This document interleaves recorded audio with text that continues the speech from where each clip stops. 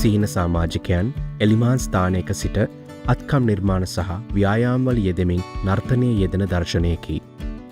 බුද්ධික විජේසුන්දර මහතා සමාජ සේවා නිලධාරී රැකියා ප්‍රවර්ධන ඒකකය. ශ්‍රීහින ශ්‍රී ලංකා කියන්නේ ලංකාවට අලුත් සංකල්පයක්.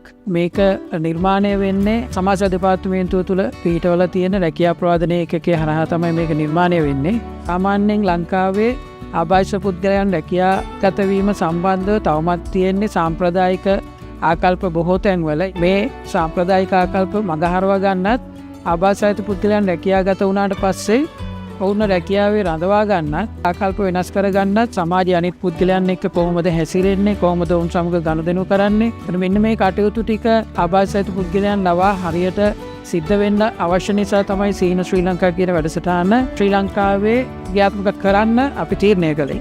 ඉතින් මේ සීන වැඩසටහන සඳහා අදාළ ප්‍රාදේශීය ලේකම් කාර්යාලවල සමාජ සේවා නිලධාරී, මානව සම්පත් සංවර්ධන නිලධාරී ඉන්නවා. මොවුන් දෙන්න තමයි මේක සංවිධානය කරන්නේ. මේ ආබාධිත පුද්ගලයන් රැකියාගත වෙච්ච අයත් රැකියාවක් බලාපොරොත්තුෙන් ඉන්න අයත් මේ ස්ථානයට රැස් වෙලා ඔවුන් විනෝදයෙන් සතුටින් සහ වෘත්තීය ගැටලු निराකරණය කරගෙන ඔවුන් සමාජයට සමාජානුයෝජනය වෙන්න හොඳ අවස්ථාවක් මේක ඔවුන්ට. සිහින සමාජිකයන් කවයක් ආකාරයට සෑදී කතාබස් කරමින් විනෝද වන දර්ශනයකි. සිහින සමාජිකයන් මම ඇවිදින විදියට වැඩි දෙනෙක්ගේ අවධානයක් යොමු වෙන්න. මම දැන් ළමයින්ට උගන්වනවා ඒක මට. සිහින සමාජිකයෙක් සංඥා භාෂාව භාවිතයෙන් කතා කරයි. සංඥා භාෂා අර්ථකථනයක් සමග වැඩසටහන් විකාශනය වෙනවා නම් අනෙක් අයට වගේම මටත් සියලු තොරතුරු තේරුම් ගන්න පුළුවන්. සිහින සමාජිකයන් ඔවුන් විසින් සෑදු කඩදාසි තොප්පි පැළඳ විනෝද වන දර්ශනයකි. සමාජ සේවා නිලධාරී. සිහින වැඩසටහන මොරටුවේ තමයි පළවෙනි අවස්ථාවේදී ආරම්භ කරේ.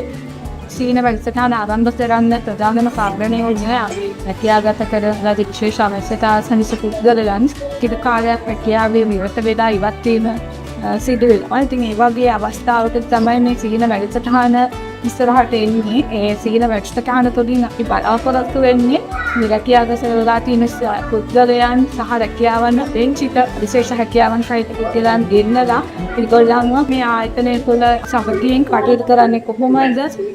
ඉස්සරහට කොහොමද තුළින් කටයුතු එක්ක සමගියෙන් වැඩ කරන්නේ කොහොමද කියන එක අවබෝධයක් ලබා දෙන්න. සිහින සමාජිකයන් පිරිසක් සංඥා භාෂාව භාවිතයෙන් කතා කරන දර්ශනයකි.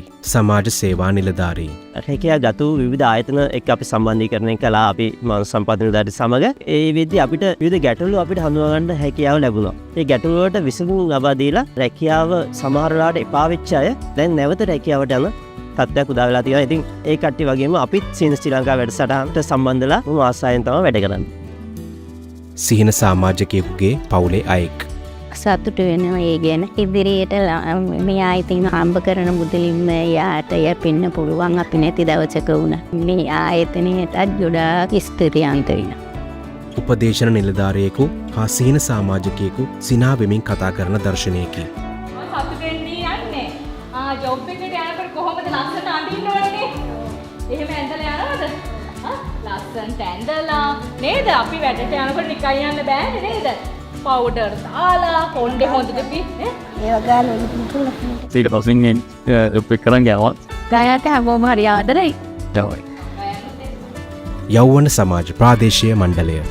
ඇත්තටම කිව්වොත් එම අර කිව්වා වගේ සිහිනයක් නෙවෙයි මේක මහ පොළවේ යථාර්ථයක් කරගන්න අපිට ශක්තියක් වෙන්න පුළුවන් වුණක් ගැන හදවතින්ම සතුටු වෙනවා. ඒ වගේම තමයි මම දකිනවා අප හා සමානව ඔවුන් වෙනම කොටාසයක් නොවන ලෙස මමත් තරුණයෙක්. ඒකින්ද මගේ වයසෙම ඉන්න කට්ටියත් එක්ක මේ වගේ වැඩසටහන් එක ඉස්සරහට යන්න ශක්තියක් වීම සම්බන්ධව ඇත්තටම හදවතින්ම සතුටු වෙනවා.